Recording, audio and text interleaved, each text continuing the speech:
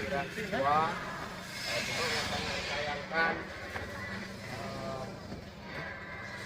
fasilitas peralatan sekolah anak-anak semua terbawa banjir, dari tas, buku, termasuk fasilitas di sekolah tidak ada lagi.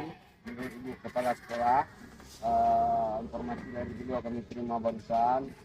Kita lihat abang-abang kita dari 11 Simpang Keramat ini sedang membersihkan halaman sekolah di Negeri Sebastian.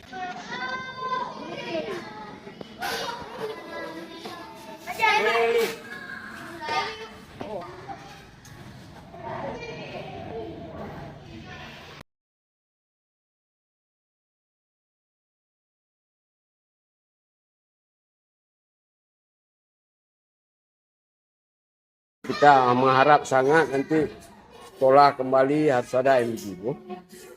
Apa duk? Lale. Oh, baju sekolah nali. Saya main iya. Buku-buku mentang. Nali sih.